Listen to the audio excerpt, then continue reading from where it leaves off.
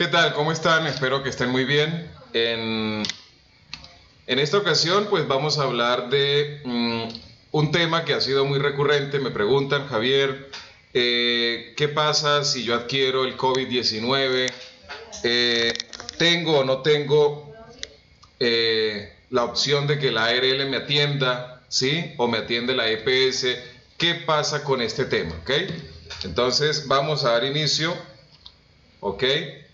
Cuando un trabajador comienza, ¿sí?, a tener algún tipo de patología, síntomas que no sabemos si es COVID-19, ¿sí?, vamos a asumir en esta época de pandemia que simple y llanamente es una patología la cual debemos de prestarle atención, ¿sí?, de manera preventiva. Entonces, en este momento es cuando el trabajador, pues obviamente debe de indicar, ¿sí?, que a través de una llamada telefónica, ¿sí?, no va a asistir a la empresa y el empleador o el gerente pues comenzará el conteo de la licencia, ¿sí?, de esta ausencia. Entonces, pero ¿qué pasa? ¿Quién va a asumir, ¿sí?, todo lo que son las prestaciones asistenciales y económicas respecto a este tema? Entonces, vamos en esta ocasión a responder esa inquietud, ¿ok? Entonces, fíjense, acá básicamente necesitamos comenzar con las EPS, que serían las encargadas de brindarnos asistencia en caso de que no fuese una enfermedad de tipo ocupacional, ¿sí? Y por otro lado están las ARLs, ¿sí?, que serían las encargadas de velar por la asistencia en caso de que sí fuese una enfermedad laboral, ¿ok? Entonces, esta no la escogemos, no la escoge el trabajador, esta es asignada por afiliación directamente por la empresa, ¿ok? Entonces, fíjense, vamos primero, pues, obviamente la medida sine qua non es ¿qué es una enfermedad laboral? ¿Ok? ¿Qué es una enfermedad laboral? Cito en la ley 1562 del 2012, dice que una enfermedad laboral es la contraída como resultado de una exposición a factores de riesgos inherentes a la actividad laboral o del medio en el que el trabajador se ha visto obligado a trabajar. Entonces, partiendo de esto, nosotros ya podemos ver algunas luces respecto a qué pasa cuando una persona se contagia en una empresa. Hay que pensar, ¿este COVID-19 es inherente a mi actividad? La respuesta es no. El COVID es una enfermedad, ¿sí?, que está ingresada a nuestra sociedad, ¿sí?, a partir de casi de finales de febrero, comienzos de marzo, pero no es inherente. Nosotros no manipulamos personas enfermas, nosotros no sacamos muestras, no desechamos restos de operaciones o material quirúrgico. Por lo tanto, el COVID-19 no vendría a ser un riesgo inherente, ¿sí?, a nuestra actividad laboral. Entonces, ¿pero qué pasa? Vamos a hacer más énfasis a partir del decreto 1477. Este decreto es el que establece una serie de tablas donde ingresa todo lo que se podría considerar como patologías laborales, ¿cierto?, directamente vinculadas con diferentes sectores económicos, ¿ok? Entonces, esta es la ley que nos permite a nosotros establecer un horizonte respecto a las diferentes patologías existentes. Pero, ¿qué pasa? Obviamente, fíjense la fecha, el 2014, ni luces de aparecer el COVID-19. Fue entonces donde acá se comenzó, a través del decreto 1538, 538, a incluir esta enfermedad del COVID-19, producto del virus SARS-CoV-2, ¿sí?, a tomarla como una enfermedad de origen laboral, ¿sí?, a través de este decreto. Pero más allá, en el artículo 13 hace dos cambios fundamentales a la ley 1562, ¿sí?, que pues obviamente incluye este COVID-19 a la tabla de enfermedades laborales, ¿sí? Pero la designa como una enfermedad laboral directa.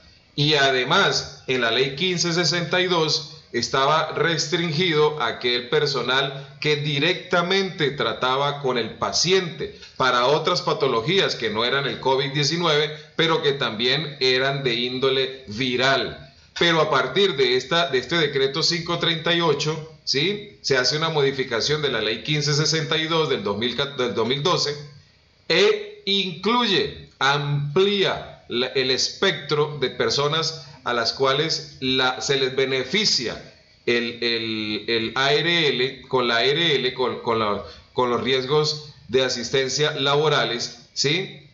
¿En quién? En personal administrativo, en personal de aseo, en vigilancia, de apoyo, ¿sí?, que presten servicio en las diferentes entidades de prevención, diagnóstico y atención de esta enfermedad del COVID-19, ¿sí? Entonces, las administradoras de riesgos laborales, ¿sí?, son ya directamente las que vienen a, digamos, abordar estas enfermedades de estos trabajadores que solo en el sector salud, ¿sí?, y todas las personas que a nivel logístico laboran para este tipo de prevención, diagnóstico y atención de la enfermedad, pues como una enfermedad de tipo directa, ¿sí?, laboral de tipo directo. Entonces, he acá la respuesta sobre si es el COVID-19 o no. Nosotros, los que no estamos en el sector salud, ¿sí?, las personas, los trabajadores de las diferentes, de los diferentes sectores, ¿sí?, que no sean salud, pues debe de ser directamente, pues, la EPS, ¿sí?, cualquier EPS va a venir siendo la que pueda, digamos, pagar, ¿sí?, todas estas licencias de salud o licencias médicas laborales, ¿sí?, son las encargadas de prestar asistencia, ¿sí?, de obviamente las prestaciones y de los factores económicos según pues obviamente la ley 100, ¿sí?, etcétera, etcétera. Entonces, ¿qué pasa? Aquí ocurre algo en la resolución 666, que es la estructura fundamentada por el Ministerio de Salud y Protección Social para crear las barreras físicas, metodológicas, informativas contra el contagio en las empresas. Pero aquí hay algo que pues tiende a ser de confusión, que es que dice que se debe de asegurar de reportar los casos sospechosos de COVID-19 a las entidades correspondientes, Secretaría de Salud Distrital, Departamental, Municipal, ¿sí?, las EPS, las entidades promotoras de salud, y las ARL o las administradoras de riesgos laborales de la empresa. ¿Por qué? Porque en el momento en que un trabajador da positivo en cualquiera de las dos pruebas, sea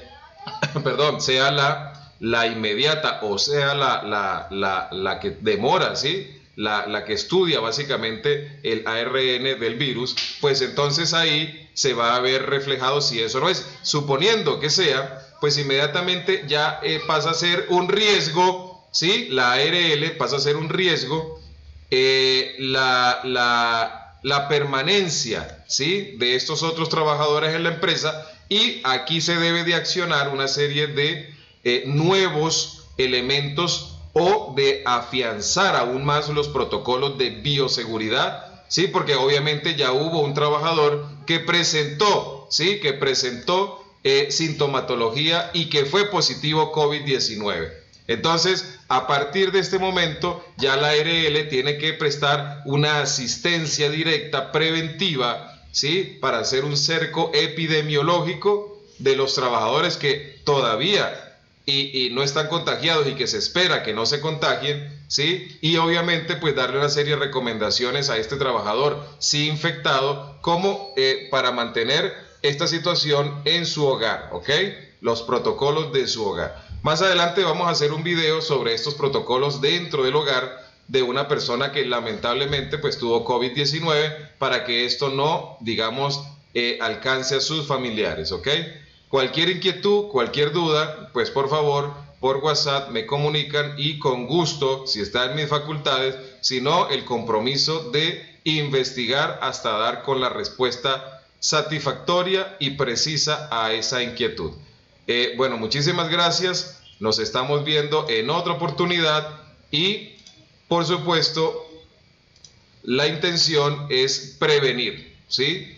Prevenir y más prevenir, ¿sí? Es lo que ahorita necesitamos. Nuestra vacuna, como lo digo siempre, son las medidas de prevención.